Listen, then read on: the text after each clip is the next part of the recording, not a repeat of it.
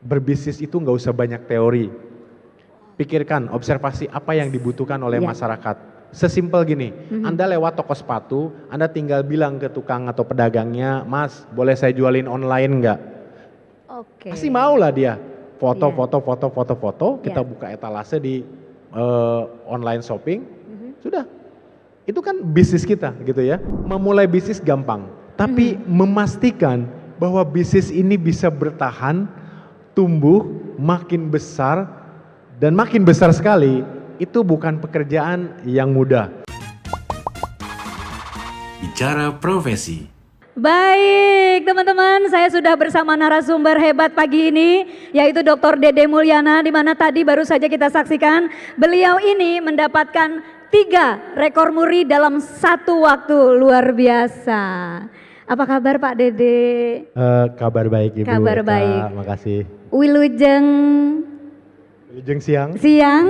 di Universitas Pamulang. Ternyata Pak Dr. Dede ini juga orang Sunda ya teman-teman. Iya, nah nih ngobrol-ngobrol nih kita akan mungkin akan membahas beberapa diskusi ya Pak Dede ya. Pak Dede aja mungkin saya Pak Dede manggilnya. aja ya. Pak Dede aja ya, oke. Ya kita akan berdiskusi terkait tema yang hari ini tuh betul-betul sangat charming menurut saya ya. Yakni digital innovation, digital entrepreneurship innovation. Di mana di dalamnya pasti ada digital, pasti ada entrepreneur dan juga ada inovasi. 3 kata penting mungkin ya. Oke Pak Dede, mungkin untuk mengawali diskusi kita nih, obrolan kita mungkin lah ya. Pak Dede gimana nih, bisa diceritakan nggak tentang awal mula berkarir sebagai seorang pengusaha IT yang sukses? Kan enggak ujuk-ujuk jadi Pak Dede seperti sekarang ya. Boleh nggak diceritakan sama teman-teman semua nih awalnya gimana sih Pak? Baik Bu Eka, semua manggilnya Bu Eka juga? Iya, boleh. Oke, terima kasih banyak. Sebelumnya terima kasih panitia juga tadi Mas Yayasan ya. Ya, Mas Yayasan, Pak kita Rektor, masih Pak muda Dekan, luar Pak biasa. Kaprodi gitu dan semuanya sudah diundang ya. Karena sebelum ini saya diskusi banyak tadi di ruangan sebelum masuk, visi dari Unpam itu sangat luar biasa. Ya. Ternyata saya juga dapat insight dari salah satu karyawan saya yang lulusan Unpam juga tahun 2022 kalau nggak salah lulusnya, baru bersama kami sekitar 1 tahun, bahwa masuk sini nggak pakai uang gedung gitu ya, dan biayanya katanya terjangkau, juga fasilitasnya bagus gitu ya. Iya. Ternyata begitu masuk luar biasa. Betul gitu ya. Jadi bukan hoax ya. Bukan hoax dan memang ini sudah harusnya ini kalau universitas lain, swasta lain itu bayarannya Iya. mahal. Dan berbagai latar belakang dari mahasiswanya itu sangat menarik karena sama dengan apa yang saya perjuangkan dulu. Saya itu mau kuliah tuh dulu susah banget Bu. Saya Gitu ya? kerja ke Jakarta selalu SMA, berbagai testing masuk ke sekolah kedinasan tidak diterima. Saya dari mulai jadi tukang parkir, jadi cleaning service, jadi satpam, jadi Waduh. saya ada 33 profesi yang sudah Pernah saya jalani. mengalami itu ya Pak Dede? Pernah ya? mengalami Pernah itu. mengalami itu ya. Office boy, kemudian jadi pramuniaga, mungkin teman-teman kerja di pabrik gitu ya.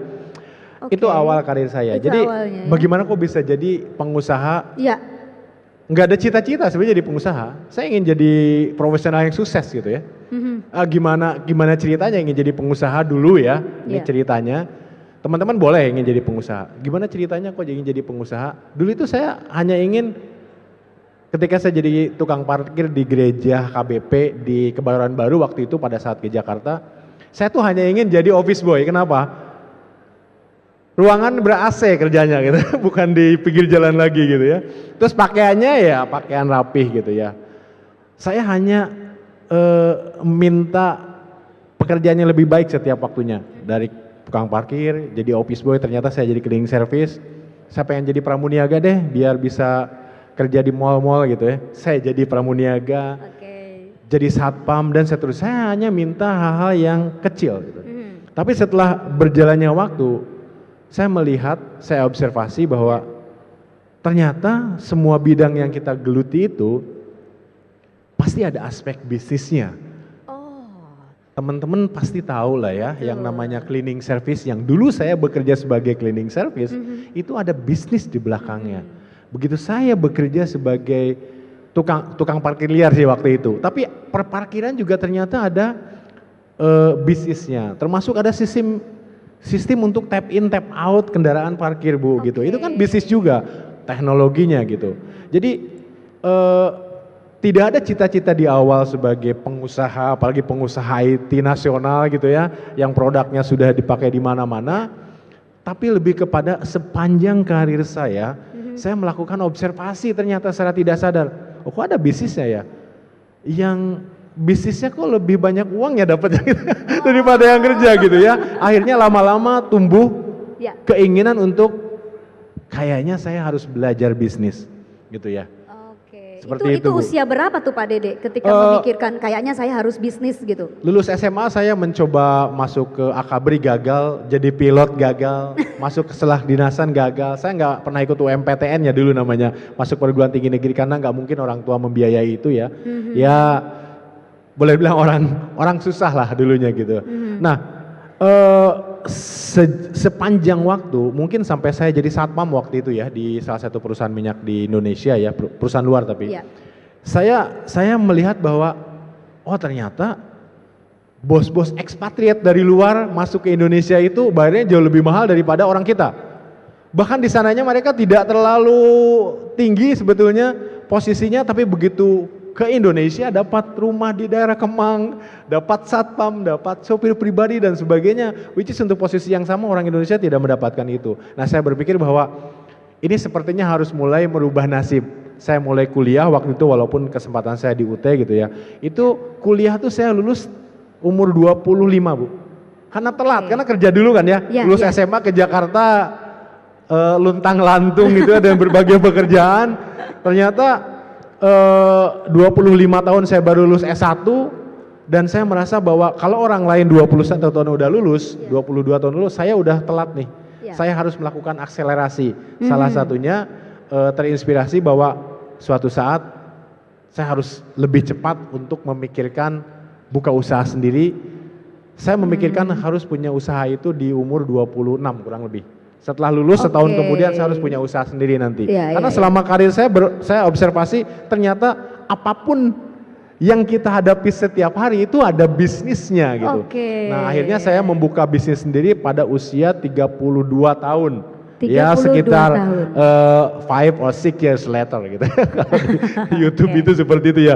5-6 tahun kemudian. Karena saya menyiapkan, saya tidak mau bunuh diri ya. Kadang-kadang gini, udah kalau usaha itu jalanin aja gitu ya.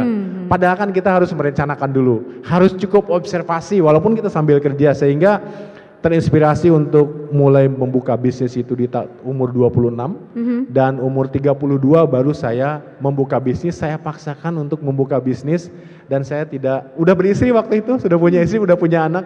Dan satu hal yang saya ingat sampai sekarang, saya tidak pernah minta izin istri saya. Waktu itu posisi saya sudah jadi GM. Levelnya setiap direktur di perusahaan IT. Kalau saya minta izin paling isi saya gini, ngapain? Anak kita butuh asuransi, anak kita sekolah makin gede, udahlah gitu ya. Tapi saya berpikir waktu itu kalau kita jadi profesional, kita hanya memiliki benefit secara finansial terutama ya yang kelihatan untuk diri sendiri. Tapi ketika kita berbisnis, begitu banyak orang yang bisa kita bukan selamatkan tapi fasilitasi untuk bisa berkarya, untuk bisa mendapatkan keuntungan finansial, bahkan tempat kerja dari apa? Dari usaha kita. Dan itu bisa kita teruskan ke generasi kita berikutnya. Seperti itu Bu Eka. Iya, keren sekali ya. Jadi memang perjalanannya ini bukan diraih yang tiba-tiba instan begitu ya Pak Dede ya. Tapi memang perjalanannya dari yang boleh dibilang ya susah-susah dulu mungkin ya. Berakit-rakit ke hulu begitu ya, bersenang-senang. Salah ya. Nah Pak Dede, kalau misalnya tadi sudah prosesnya seperti itu, lalu Pak Dede kan melihat nih era digital sudah semakin maju ya. Kira-kira apa sih tantangan dan peluang yang dihadapi para entrepreneur dalam membangun bisnis digital saat ini? Era digital itu ada plus minusnya. Pertama adalah lebih mudah di dalam melakukan bisnis. Ya. pastilah ya teman-teman lihat platform online, mau jualan apapun bisa. Yang penting kita mau aja gitu ya. Kadang-kadang saya agak ekstrim kalau dulu ke mahasiswa itu ya, mahasiswa-mahasiswi saya. Sekarang sudah tidak ngajar lagi sejak 2019 karena saya fokus di bisnis dan di digital media. Saya selalu sampaikan dulu ke mahasiswa-mahasiswi saya bahwa berbisnis itu nggak usah banyak teori. Pikirkan, observasi apa yang dibutuhkan oleh masyarakat. Sesimpel gini, Anda lewat toko sepatu, Anda tinggal bilang ke tukang atau pedagangnya, Mas, boleh saya jualin online nggak? Oke. Pasti mau lah dia. Foto, kita buka etalase di online shopping, sudah. Itu kan bisnis kita gitu ya, bisnis yang kita jalankan. Bukan produk kita nggak masalah, karena banyak bisnis yang sifatnya broker, calo gitu ya. Agensi dan sebagainya, mereka tidak punya produk gitu ya. Apalagi sekarang ada afiliasi ya, yang penting tadi ada selebgram contohnya ya. Itu kan mereka bisa jadi afiliator gitu ya. Kita bisa jualan barang orang gitu. Keuntungannya adalah mudah di era digital dalam memulai berbisnis Bu Eka. Oh, justru malah keuntungannya itu di era digital mudah ya menurut Pak Dede ya. Cuman tantangannya adalah karena mudah, lebih banyak orang yang mudah juga membuka bisnis. Kalau kita tidak serius, baru sehari, 2 hari buka bisnis nggak laku, ya sabar aja kali gitu. Atau mungkin produknya tidak sesuai dengan demand. Jadi seorang pengusaha itu harus tahu apa problem dulu. Jadi jangan punya solusi dulu, gitu ya. Solusi saya bisa buat website, gitu, orang IT ya di sini ya. Saya bisa membuat ERP, saya jago programming. Pokoknya saya mau jadi pengusaha untuk membuat website. Bukan itu. Cek dulu problemnya apa yang dibutuhkan masyarakat. Betul. Mungkin akhirnya jualannya adalah jualan foto keliling, saya nggak tahu. Kalau itu menghasilkan uang lebih banyak dan itu adalah solusi bagi problem yang ada di lapangan, itulah yang jadi bisnis kita nantinya. Jadi jangan melihat dari produk kita dulu. Membanggakan produk terlalu tinggi, akhirnya produk yang sebetulnya tidak menyelesaikan masalah di lapangan itu menjadi tidak laku. Teman-teman semuanya, Bapak Ibu sekalian, banyak sekali produk teknologi yang bagus-bagus di sana, tapi nggak laku. Karena apa? Terlalu high tech, masyarakat belum siap, gitu ya. Jualan sistem informasi di apa? Di pedesaan, siapa yang akan akses kan? Mereka bukan butuh itu, contohnya seperti itu. Berarti jadi memang harus ada keuntungan Bu Eka dan di era digital ini dalam memulai berbisnis, tapi ada kelemahannya juga, terutama persaingannya sangat tinggi sekali. Kalau kita tidak betul-betul memperhatikan problem apa yang akan kita selesaikan di masyarakat, yang akan menjadi konsumen atau consumer kita nantinya, tidak akan lama bisnisnya. Seperti itu Bu Eka. Artinya memang harus menempatkan di tempat yang tepat begitu ya. Betul. Jadi jangan main asal bisnis aja tanpa tahu demand-nya masyarakat seperti apa, nanti sudah menyiapkan ternyata nggak laku, percuma juga ya. Betul, jadi di Indonesia itu menurut informasi tahun kemarin ya, disampaikan juga oleh Pak Presiden Jokowi bahwa startup di Indonesia ini lebih dari 90% mati gulung tikar atau tutup sebelum berkembang, sebelum produknya kita nikmati gitu. Karena apa? Karena banyak hal, termasuk salah satunya adalah tidak market fit. Tidak menyelesaikan problem yang dibutuhkan oleh masyarakat. Mahasiswa-mahasiswi Unpam kan tadi banyak banget ya Bu ya yang aktif ya. Betul. Kalau kita observasi aja selagi kita jadi mahasiswa-mahasiswi di sini, apa yang dibutuhkan sedemikian banyak orang ini sebetulnya yang jadi common needs. Mungkin kebutuhannya ya jangan fotokopi lagi, itu kan udah lama ya. Butuh fotokopi misalkan, sekarang udah nggak pakai kertas. Butuh apa di sini? Jas alma mater atau butuh apa, ikat rambut, butuh hijab yang keren untuk ke sekolah, saya nggak tahu, itu bukan area saya, tapi observasilah. Ini adalah captive market teman-teman untuk diobservasi dan bukalah bisnis sesuai dengan problem dan kebutuhan yang ada, seperti itu Bu Eka. Teman-teman nih ya untuk Sobat Tikum ya. Jadi kalau memang mau berbisnis ya tentukan dulu apa minatnya teman-teman di mana dan lihat peluangnya, dan pasti ada tantangan begitu ya. Kalau bicara misalnya kesulitan dan hambatan, bagaimana caranya mengatasi kesulitan dan hambatan saat menjalani sebagai seorang entrepreneur? Mungkin selama hidup kan pasti nggak mulus-mulus aja kan Pak ya.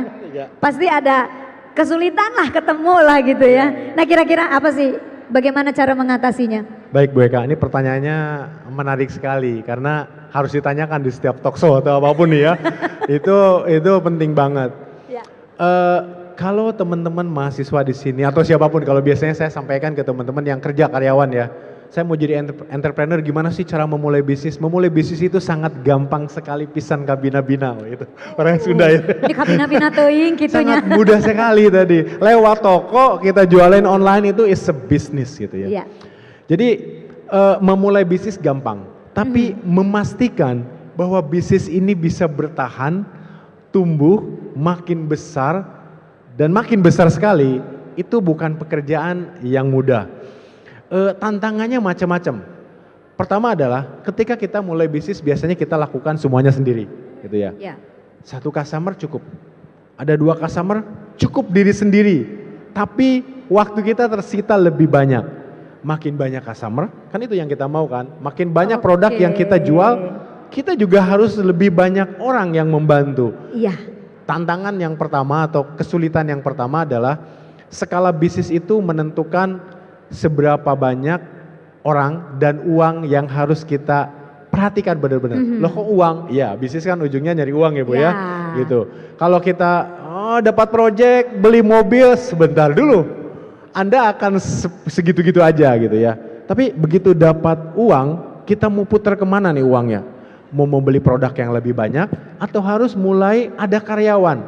Karyawan 1 dengan 10, dengan 50, dengan 100 itu pasti yang berbeda-beda. Kita mengerjakan sendiri di awal oke. Tapi ketika kita mulai besar, maka ini kita harus pelototin uangnya nih gitu. Jadi cash flow perusahaan tuh sangat penting sekali. Bagi entrepreneur, jangan pernah terutama di awal-awal yang ingin bisnisnya besar, jangan berperilaku konsumtif, tapi yang produktif. Apa itu? Kita invest di gaji orang lain untuk karyawan. Membantu kita. Lebih banyak orang membantu kita sesuai dengan skala bisnis kita, maka apa? Layanan kita menjadi lebih baik. Waktu kita cukup itu aja gitu ya. Jangan sampai kita kerja lebih banyak customer, lebih banyak produk yang dijual, kerja 24 jam. Waktu kita tersita, waktu kita habis, malah layanan kita nanti bermasalah, dikomplain. Pak kok saya telepon nggak bisa Bapak gitu kan. Ya saya lagi ada acara, lagi seminar. Jadi pemirsa nih, ini penting betul, ya. investkan lagi di bisnis kita teman-teman sekalian. Sekali lagi saya sampaikan, saya highlight nih ya. Memulai bisnis itu sangat gampang sekali terutama di era digital. Tapi membuat bisnis itu bertahan dan makin besar itu tidak mudah. Semua yang kita lakukan di awal sendiri itu nggak perlu kebijakan, nggak perlu prosedur, nggak perlu ISO. Tadi ISO buat apa sih ISO gitu ya? Saya baru buka bisnis, tapi ketika Anda punya karyawan 10, Anda sudah mulai harus ada kebijakan dong. BPJS harus dibayarkan, nggak bisa. Nanti mereka nuntut gimana? 50 orang pasti berbeda kebijakan, prosedur dan aturan di kantor. Kalau customer kita perusahaan-perusahaan besar seperti kami, Esteem itu digunakan oleh bank lokal, bank multinasional juga di Brunei digunakan software kami. Mereka makin demanding. Mereka ingin bahwa tolong dong softwarenya terstandarisasi nggak sih, dapat sertifikasi ISO atau tidak? Nah, kita harus step up di bisnis kita. Nah, kalau kita konsumtif nih bagi teman-teman mahasiswa ya, kan banyak startup yang mulai terus dapat investasi duitnya dipakai untuk beli mobil mewah, party kesana kesini, mudah-mudahan paham nggak ya, gitu ya? Itu tidak produktif, cenderung konsumtif dan itu membahayakan bagi bisnis kita. Seperti itu Bu Eka. Mudah-mudahan ini menjadi inspirasi ya. Kita masih cukup banyak waktu dan saya juga ingin mengundang teman-teman yang ingin bertanya langsung kepada narasumber. Silahkan panitia mungkin bisa dibantu mikrofonnya. Boleh angkat tangan. Saya akan memberikan kesempatan teman-teman untuk 2 orang penanya kepada Pak Dede dan 2 orang penanya kepada Mas Mario. Dan teman-teman yang ada di YouTube silakan. Oh, yang mana? Oh, oke. Coba, nih yang banyak nanya yang sisi sini ya. Oke, coba Mas sebutkan nama, dari semester berapa, dan pertanyaan ditujukan kepada siapa? Satu saja, kasihan teman-temannya banyak.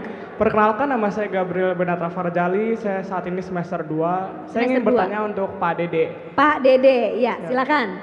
Ya, pertanyaan saya tuh jika kita memiliki sebuah bisnis Pak, barang, apakah kita harus mengganti produk yang telah selesai periode viralnya, tetapi produk kita udah mendapat kepercayaan sebelumnya? Solusinya itu mempertahankan produk kita atau kita tinggalkan saja, Pak? Silakan dari Gabriel langsung ke Pak Oke, Dede. terima kasih Mas atau adik kita Gabriel ya. Tadi nanyakin kalau kita jual produk yang sudah tidak viral lagi gitu ya, apakah lebih baik ditinggalkan dan nyari produk lain gitu ya, kurang lebih ya. Oke, jadi bisnis itu ada berbeda-beda tingkatannya, sama kan SD, SMP, SMA, universitas gitu ya. Itu kan beda-beda tingkatannya juga gitu ya. Nah, di sisi bisnis juga beda-beda. Yang paling mudah di bisnis itu adalah kita menjadi agen, distributor atau calo lah gitu. Mempertemukan antara produk atau solusi dengan pembeli, ya, demand dan supply. Nah, kalau kita menjual produk barang orang ya, maka yang kita lihat itu adalah ada demand atau tidak gitu ya. Demand itu ada dua. Demand pada saat orang melihat orang lain tuh punya barang itu atau beli barang itu, yaitu viralitas tadi. Lagi viral, kalau kita bergerak di produk-produk barang viral, ya sudah, pindah aja ke produk viral yang lainnya. Karena turnover produknya jadi cepat. Duit kita, uang kita sebagai modal tidak stay atau tidak stuck di produk yang mungkin daya serapnya rendah gitu. Tapi ada juga produk yang setiap hari pasti dibutuhkan walaupun tidak viral. Contohnya adalah kita jual aqua galon gitu ya. Pasti perumahan, rumah-rumah itu kan air mineral mau isi ulang atau mau dari produk pabrikan itu pasti dibutuhkan setiap hari. Laundry itu kan bisa jadi kita jadi agen kurir untuk nganter barang laundry gitu. Itu pasti dibutuhkan, tidak viral gitu ya. Nah, untuk produk yang sudah mendapat kepercayaan dan pasti setiap harinya atau setiap waktunya ada pembelinya, ya kita jangan tinggalkan gitu ya. Nah, banyak teman saya yang jualan online, dia hanya jual produk viral. Dia bisa jual puluhan atau ratusan ribu pada saat viral. Tapi setelah tidak viral, dia harus sense bisnisnya harus ada. Oh, ini udah mulai turun nih. Dia harus mulai jual kalau bisa diskon sehingga pada saat tidak viral tidak ada lagi sisa produk itu. Jualan produk viral yang lain. Jadi jualan produk orang lain atau sebagai agensi atau mempertemukan solusi dengan demand itu level yang paling rendah kalau menurut saya. Level yang paling tinggi adalah kita harus buat produk sendiri. Itu barrier to entry-nya atau orang lain menduplikat produk kita itu harus mikir dulu, harus ada waktu development dulu, harus riset dulu, minimal kalau mau setara dengan produk kita itu tidak bisa, oke saya jualan produk yang sama deh, nggak bisa, harus beli produk kita kemudian dia jual lagi kan gitu. Nah, yang paling tinggi itu levelnya adalah kita punya produk sendiri, apalagi produknya sudah ada di tangan kita semua. Emang gampang, laptop Anda, saya bilang laptop Anda jangan pakai Microsoft deh, saya buat, berapa lama buatnya? Kalaupun sekarang ngedip, kemudian kita melek, udah jadi tuh operating system, jangan Windows lah, misalkan Doors, pintu namanya gitu ya. Dulu banget atau itu. Emang Anda bisa ganti, atau mau nih sebagai konsumen, mengganti Windows dengan Doors itu, kan nggak bisa semudah itu. Jadi kalau kita punya produk, walaupun produknya sedang turun, nah di sanalah yang harus kita lakukan adalah berinovasi. Inovasi itu bukan selalu menghadirkan fitur-fitur baru, apalagi mengganti produk gitu ya. Tapi hal apa sih yang belum dipenuhi dengan produk yang kita punya sehingga kita kasih tambahan. Bahkan tambahannya belum tentu harus ada fitur baru. Service baru atas produk kita. Misalkan yang tadinya tidak ada support, jadi ada support 24/7 misalkan kalau kita jualan software nih teman-teman IT. Saya buatin website, yang lain juga buat website. Lewat WordPress juga kita bisa, siapapun bisa buat website dengan mudah, tapi Anda berikan layanan bahwa Pak, saya buatin website, kapanpun Anda masalah saya layani, ini kontak centernya dan sebagainya. Kalau ada fitur baru tambahan, gratis saya tambahkan plugin-nya atau apapun di website yang pernah kami buatkan untuk Anda. Itu salah satu inovasi, tidak serta-merta harus ada inovasi di produknya, tapi tambahkan dengan servis. Jadi kalau tadi Anda memang jualan produk yang viral dan fokusnya di sana, segera tinggalkan atau habiskan stok sebelum hilang dari pasaran, karena uang Anda akan di sana. Lebih baik Anda jual yang tadinya 10.000 jadi 10.000, jadi misalkan 20.003 gitu ya, sampai barang habis dan Anda gunakan uang Anda ke produk-produk viral yang lainnya. Kalau bergerak di industri itu ya, saudara atau adik kita Gabriel. Terima kasih. Oke, nah ini Pak Dede, kita juga mau menyapa teman-teman yang menyaksikan live streaming YouTube. Ternyata di sana juga ada pertanyaan untuk Pak Dede. Ini boleh saya bacakan ya Pak Dede ya. Dari Nurman Fauzan Hidayana. Ini semester 3 ya. Assalamualaikum Ibu, izin bertanya kepada Pak Dede. Baik, saya izinkan. Apa yang menginspirasi Bapak sendiri dalam mendirikan bisnis di bidang IT atau teknologi sampai bisa dimanfaatkan orang banyak? Dan adakah problemnya juga ketika berdampingan dengan perkembangan teknologi sekarang? Apa nih Pak yang menginspirasi? Silakan Pak Dede. Oke, inspirasi khusus, saya nggak tahu ya ini inspirasi atau bukan, tapi seperti ini ya. Saya dulu profesional, saya kerja di perusahaan IT nasional gitu ya. Saya mengimplementasikan produk-produk luar negeri, software-software luar negeri gitu ya. Softwarenya bagus-bagus lah, banyak juga. Itu saya implementasikan. Saya berpikir gini ya, produk luar negeri dijual di Indonesia, salesnya orang Indonesia, project manajernya orang Indonesia, konsultannya orang Indonesia, programmernya orang Indonesia gitu yang implementasi instalasi. Kenapa kok kita enggak bisa buat sendiri? Mereka cuma buat sekali, untung berkali-kali. Kita di sini kerja untuk mengimplementasikan produk mereka. Software Indonesia tidak ada gitu ya, yang untuk B2B terutama di area saya yang dijualan ke bisnis itu sedikit sekali. Sementara mereka cuma buat sekali, kemudian yang bergerak semua orang kita. Padahal orang kita yang pintar, orang kita yang punya network, jaringan dan sebagainya. Coba teman-teman bayangkan sekarang ya. Begitu banyak produk software buatan luar negeri yang ada di handphone, di gadget kita, di laptop kita, dipakai oleh bisnis dan sebagainya. Itu banyak sekali, mungkin bisa jadi lebih dari 80% atau 90% produk luar negeri. Nah, perusahaan-perusahaan IT di Indonesia kebanyakan nggak mau buat produk. Kenapa? Begitu buat produk, orang Indonesia sendiri mempertanyakan, ini bagus nggak nih, lokal ya gitu ya. Ini kalau dibandingkan ini memang lebih murah tapi supportnya bagaimana? Terus kalau error bagaimana? Itu yang saya alami sendiri ketika saya pertama kali membuat produk namanya Esteem Software gitu ya. Dipandang sebelah mata. Dan kadang-kadang ada customer gini ya, gitu ya. Walaupun Pak Presiden bilang pakai produk Indonesia, begitu saya presentasikan ke instansi pemerintahan, gitu, Mas bro, boleh nggak saya trial dulu 1 tahun? Ini kurang ajar nih orang gitu ya. Trial 1 tahun itu sama aja kan minta gratis gitu ya. Artinya apa? Masyarakat kita sendiri nih sebetulnya jujur, Anda mau nggak kira-kira pakai tiba-tiba saya buat namanya DD-mail, Gmail Anda hapus pakai DD-mail, nggak mau pasti, karena belum terbentuk komunitasnya, belum tahu proven atau tidak dan sebagainya. Nah, hal itu yang membuat saya waktu itu kenapa sih kita tidak buat sendiri? Karena perusahaan IT yang lain di Indonesia itu malas buat, lebih baik jual produk luar, cash and carry kan, tawarin produk udah dipakai di seluruh dunia, oke, saya beli, kemudian dapat untung, margin berapa? 30-20% selesai. Daripada buat produk, kami buatnya 3 tahun lebih waktu itu, Esteem Software ini dijual tidak laku di awal gitu ya, kesana kemari sama saja, itu tidak laku.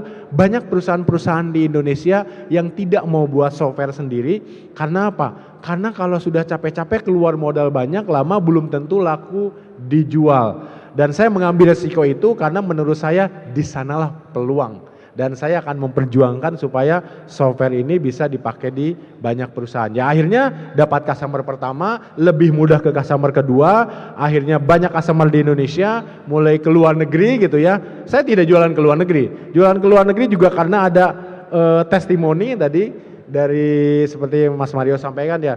Anda ceritakan restoran yang enak di mana gitu. Ada direktur IT di Indonesia yang menyampaikan ke perusahaan di Brunei, lu pakai software asal China ya? Di Indonesia ada nih, lebih murah jauh gitu ya. Akhirnya atas referensi itu kami pergi ke Brunei, diimplementasikan, di challenge seminggu selesai nggak? Saya bilang ke partner saya, co-founder gitu ya, orang Subang kebetulan gitu ya, sama Subang gitu ya. Lebaran jangan kemana-mana, kerjain. Akhirnya seminggu selesai, disalamin sama CTO-nya. Terima kasih, Anda telah menggantikan produk yang harganya 1 juta US dollar kami beli. Saya bilang salah harga saya ini. Gitu ya, jual ke luar negeri dengan harga Indonesia dikalikan 3 saja. Jauh, akhirnya ya sudah, memang produk kita ongkosnya tidak setinggi itu. Jadi teman-teman tadi yang bertanya ya, inspirasinya dari mana? Sebetulnya bisa dari mana saja. Kalau saya adalah masa orang lain bisa bikin produk seperti ini, kita nggak bisa gitu sebagai orang Indonesia. Penting. Itu aja, Bu. Betul. Ya, tepuk tangan dulu untuk Pak Dede. Jadi prinsip Pak Dede mungkin saya juga bisa ikutan gitu ya. Kalau buat saya orang lain bisa, kenapa saya enggak? Gitu. Ya. Nah, ini masih ada pertanyaan dari YouTube, tapi sebelum itu saya ingin, karena ini kita bersinggungan dengan yang namanya artificial intelligence nih, mesti pastinya ke semua entrepreneur ya akan merasakan dampak dari AI ini. Teknologi digital yang begitu pesat gitu sekarang ya, dan pastinya ada teknologi yang kita sebut dengan AI, artificial intelligence. Nah, bagaimana menurut Pak Dede artificial intelligence ini membentuk masa depan kewirausahaan digital? Baik, AI ya, kebetulan Ya. saya bergerak di bidang teknologi gitu ya. Cuman saya sampaikan tadi ya ke teman-teman bahwa AI itu adalah sebuah teknologi. Kalau kita bicara entrepreneurship, jangan terpaku pada teknologinya. Kalau Mas Mario sampaikan tadi, goalsnya apa ya, toolsnya apa gitu. Ya itu AI tools gitu ya. Tapi tools itu bisa dipakai untuk apa dalam konteks entrepreneurship? Ya jangan fokus pada AI-nya. Jadi kalau kita bicara AI tadi, sebetulnya banyak hal yang kita bisa lihat dari sisi kewirausahaannya. Karena kalau kita bicara AI, mau bikin apa lagi Anda coba? Terkait teknologinya, Anda mau convert suara jadi video ada, teks jadi video ada, Anda beri perintah apapun bisa keluarkan. Kalau kita hanya semata melihat AI sebagai teknologinya, saya mau membuat apa gitu, itu dilakukan di kampus. Ini bukan mengecilkan kampus, tapi kalau saya bagi Ibu, antara secara umum ya, kampus itu biasanya tempat R&D, di mana menghasilkan invention, penemuan-penemuan, tidak harus bisa dipakai di masyarakat. Kadang-kadang prototipenya itu segede rumah gitu ya. Padahal ya kalau orang beli barang segede rumah mau ditaruh di mana gitu ya. Seperti Bill Gates yang mati-matian waktu itu mencoba membuat MCK yang portable karena jauh dari saluran pembuangan atau air di Afrika sana sehingga menimbulkan banyak sekali penyakit. Yaitu pertama kali dibuat itu kan sebesar mungkin gardu listrik itu gitu. Tapi kan siapa yang akan beli kalau sebesar itu? Tapi all the university need to do has been done. Udah selesai. Selanjutnya kita bicara inovasi supaya invention tadi, penemuan tadi bisa diaplikasikan, digunakan oleh orang. Nah, kalau kewirausahaan itu bagaimana kita melihat inovasi itu supaya bisa dipakai lebih banyak orang, mass market, pabrikasi, sehingga apa? Sehingga secara bentuk dan sebagainya user friendly dan harganya terjangkau. Jadi kalau kita bicara AI di universitas misalkan ya teman-teman, tadi ada lab ya, lab AI kalau nggak salah itu bagus banget ya. Jadikan itu sebagai eksplorasi untuk kita menemukan sesuatu, invention. Tapi kalau dalam konteks entrepreneurship, inovasi apa yang kita bisa lakukan? Bahkan gini, jangan-jangan kita tidak perlu sistem AI yang betul-betul kita buat dari awal yang baru. Teman-teman bisa pakai ChatGPT, plug-innya kita integrasikan dengan aplikasi front end yang lainnya. Misalkan emak-emak mengeluh otomatis dijawab, di handphonenya ada aplikasi itu. Lakukan aja integrasi dengan ChatGPT yang sudah di open API-nya, teman-teman IT semua nih ya, API tahu ya. Dia bisa depannya bisa digunakan front end atau aplikasi yang khusus emak-emak. Jadi emak-emak GPT bisa gitu ya. Contoh saja ini random aja gitu ya. Gitu. Jadi kalau dari sisi entrepreneurship-nya bagaimana emak-emak bisa curhat, jangan tiktokan terus curhatnya gitu. Gitu.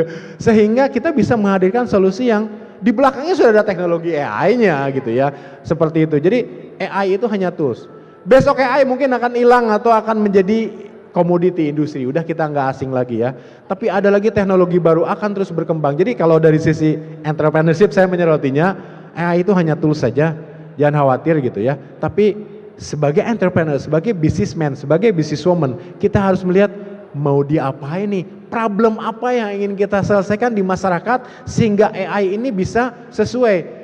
Emak-emak suruh pakai ChatGPT dengan nulis prompt ngetik di laptop atau handphone mungkin sulit. Bagaimana kita menghadirkan sehingga ChatGPT tetap ada di sana, contoh saja, tapi di handphone itu sesimpel senyum dia bisa jawab gitu ya, contohnya membaca raut muka, tiba-tiba di belakangnya ChatGPT memberikan respon, tapi ada converter di tengahnya. Ini karena orang teknis saya nggak khawatir nih ya, sulit dipahami. Jadi seperti itu. Jadi saya pikir AI is just another tool. Perkembangan teknologi yang biasa saja. Besok AI juga akan hilang dalam konteks sudah biasa kita menghadapi AI, akan ada teknologi baru. Jadi jangan terlalu dibesar-besarkan. Konteks entrepreneurship, bahkan saya satu sedikit lagi. Saya tuh teknologinya tidak secanggih teknologi yang berkembang belakangan, Bu. Karena apa? Perusahaan di Indonesia, perusahaan IT Indonesia, kecenderungannya apa? Kecenderungannya orang untuk mengikuti tren, sedang musim big data, robotik, AI, berbondong-bondong ke sana. Tapi sebetulnya mereka meninggalkan ceruk yang mungkin nggak ada yang garap. Nah, sebagai entrepreneur itu yang kita lihat gitu. AI-nya biasa saja, nggak ada yang aneh. Betul. Itu aja, Bu, silakan. Oke, ada yang bertanya juga di YouTube. Aji Muhammad, Aji semester 4. Ini tadi bicara teknologi dengan AI gitu, wirausaha dengan AI. Kalau sekarang nih kita sudah mulai ke agak lebih dalam, Pak Dedek mohon izin. Bila memulai bisnis sudah pasti membutuhkan modal. Iya ya. Udah nggak mungkin atau nggak pakai modal mau jalan gitu sanes Pak Dedek. Mau jalan ya mentah yang modal mah tuh. Nah, bagaimana kita bisa mendapatkan modal yang diperlukan sesuai bisnis yang ingin kita mulai? Kumaha ieu Pak Dede? Butuh modal ya. Modal ya ini. Modal Berat usaha modal, ya. nih. Ya. Yang pasti modal pasti harus minimal modal mau gitu. Modal Modal malu. Berani. Berani, modal mau. Modal mau. Modal keyeng. Gitu. Ya. Keyeng bahasa Sunda, maaf ya. Di modal Modal mau aja nekat, gitu. bener. Gini ya, saya kasih ilustrasi yang ekstrim dulu. Berapa banyak perusahaan startup yang kalau nggak salah sekitar 12 atau 15 perusahaan startup yang tahun kemarin Desember itu bangkrut, kurang gimana modalnya sampai triliunan. Business is not about cash money yang diinjek ke perusahaan kita, bukan terkait itu. Kita, teman-teman tahu rumah.com udah nggak ada lagi pemodalnya. Teman-teman tahu ada yang sudah exit ya dari industri beberapa produk gitu ya. Kalau nggak salah satu juga sudah tidak fokus lagi ke aplikasi pembelajaran yang kursus-kursus online seperti Genius. Genius itu sudah diinjek uang sedemikian banyak juga stop untuk consumer aplikasinya gitu. Beberapa perusahaan lain juga sama, startup kurang gimana modalnya, itu syarat modal ya, investor masuk tapi ada yang berhasil atau ya tidak. Tani Hub tahu, wah digembar-gemborkan akan menjadi satu platform yang, karena Indonesia kan ada negara agraris, ternyata tutup juga, udah berapa ratusan miliar udah masuk, bahkan triliun masuk ke perusahaan tersebut. Jadi kalau kita bilang memulai bisnis, ya bisnis yang gede aja udah banyak uang bisa bangkrut, apalagi yang baru mulai. Tapi baru mulai itu sebetulnya tidak perlu modal uang yang banyak. Uang perlu ya, kalau kuota internet Anda bilang itu sebagai modal, ya masa sih nggak bisa langganan gitu, itu harus ada lah gitu kalau. Ya. Tapi apakah harus pakai kuota internet? Sebenarnya enggak. Seperti saya sampaikan tadi, kalau jualan tidak offline gitu ya, jualin barang, Pak Bapak punya toko, boleh nggak sepatunya saya jajakan di pinggir jalan? Ya modal mau gitu. Kalau kita bicara bisnis secara umum seperti itu. Nah, yang ingin saya sampaikan di sini adalah teman-teman, sebagai entrepreneur, apalagi kita akan mulai, kita harus mau melakukan semuanya sendiri, itu yang saya lakukan, gitu ya. Ya, betul. Karena kita tidak bisa bayar orang kita sendiri kan, perlu gaji, mungkin nggak bergaji atau belum tentu mendapatkan uang, harus mulai melakukan sendiri. Misalkan, oke, saya mau jualan apa, lakukan sendiri. Saya bisa programming, lakukan sendiri aja dulu.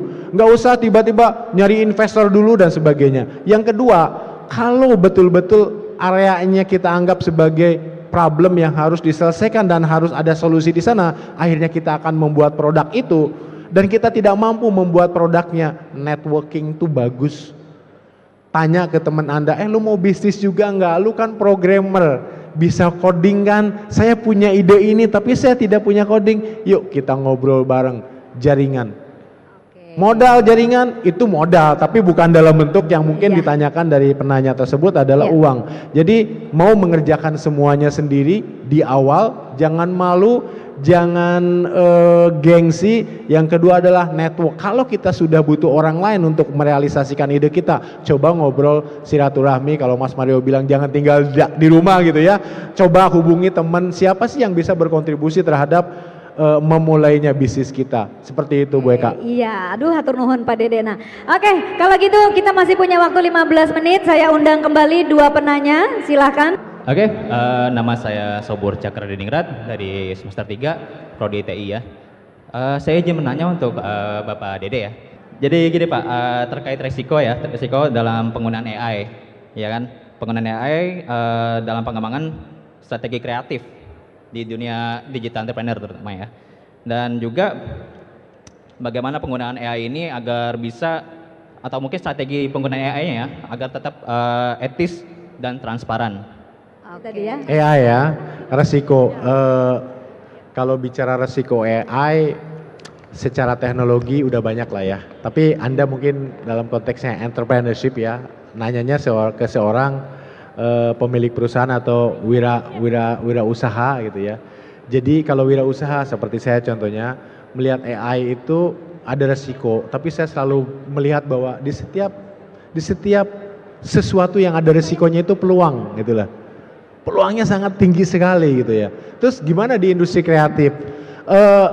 Orang-orang yang bergerak di industri kreatif harus mengupgrade diri, harus bisa menyesuaikan dan beradaptasi dengan perkembangan AI ini. Contohnya apa?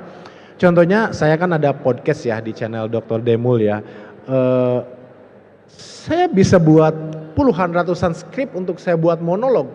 Itu hanya dalam waktu mungkin 1 jam gitu ya. Itu banyak banget gitu ya. Bahkan teman-teman kalau bicara mengenai membaca buku, ada yang suka membaca buku di sini? Yang baca buku. Baca buku. Buku loh ya, bukan buku, dari buku internet ya. Buku PDF atau buku manual, terserah lah. Ya, tapi saya tuh kurang suka baca buku. Lo kok jadi dokter kan aneh gitu ya. Gitu. Sekarang ada namanya chat PDF. Saya upload bukunya, saya tanya summary-nya apa, lesson learn-nya apa, jadi skrip podcast saya. Ya. Saya tidak harus baca buku karena saya tidak terlalu suka. Ini bukan contoh bagus mungkin ya. Tapi kan esensi dari memahami isi buku itu yang penting bagi saya karena nggak ada waktu juga terlalu banyak. Chat PDF masukkan di sana, esensinya apa, lesson learn-nya, keluarkan 10 lesson learn, itu sudah keluar.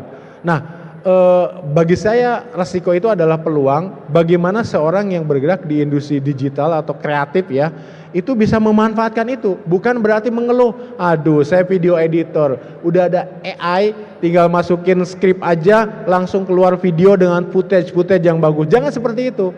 Jadilah expert dalam menggunakan tool tersebut, sehingga yang tadinya Anda melakukannya 3 hari untuk 1 video, Anda bisa melakukan 3 video dalam 1 jam. Anda bisa tawarkan itu lebih murah ke customer Anda kalau Anda bergerak di industri kreatif. Banyak kok konten kreator yang tidak bisa itu, yang membutuhkan itu. Kalau Anda bilang 20.000 1 video plus footage yang lengkap, itu kan jadi bisnis kita juga. Nah kalau tadi terkait dengan etika dan transparansi, saya nggak tahu ya. Di Indonesia kan regulasinya juga belum ada terkait penggunaan AI. Di luar negeri juga masih dalam perbincangan bagaimana AI ini bisa mempengaruhi manusia.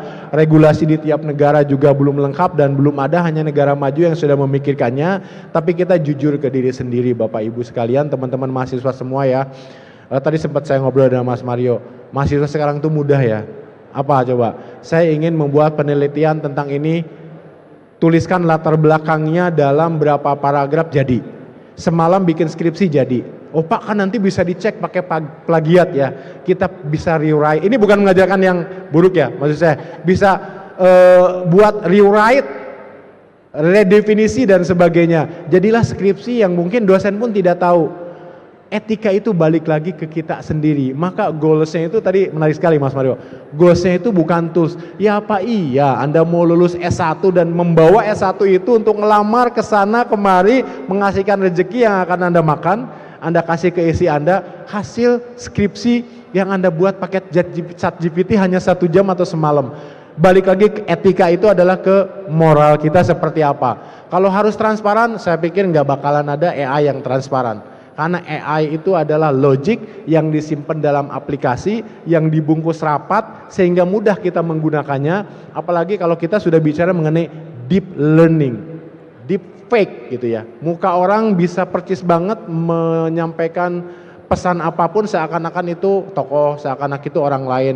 Itu kita tidak bisa buat transparan. Tapi yang penting etika balik lagi ke diri kita sendiri. Mau nggak Anda sampai tua ternyata posisi dan jabatan Anda di satu perusahaan itu didapat karena S1 hasil ChatGPT. Balik lagi ke moral kita. Mungkin itu Bu Eka ya jawabannya. Terima kasih. Terima kasih Pak Dede.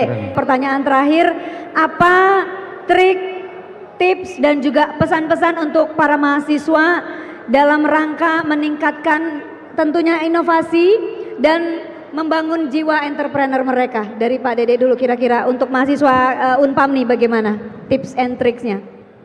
Apa ya, tadi sudah banyak saya sampaikan sebetulnya. Yang pertama gini ya, yang pertama adalah gagal muda itu akan menentukan sejauh mana nanti suksesnya pada saat Anda lebih dewasa, lebih tua lagi, lebih matang lagi. Artinya lebih cepat gagal itu membuat orang itu lebih sukses. Jadi jangan takut gagal kalau mencoba menjadi entrepreneur, lakukan aja dulu apapun lah, tidak hanya harus digital ya. Kalau Anda belum bisa teknologi ya udah nggak apa-apa. Yang kedua adalah Anda harus biasa observasi, karena bisnis apapun sebetulnya kita menghadirkan solusi atau produk untuk problem kan. Observasi. Yang paling mudah gini, teman-teman semua pasti akan skripsi.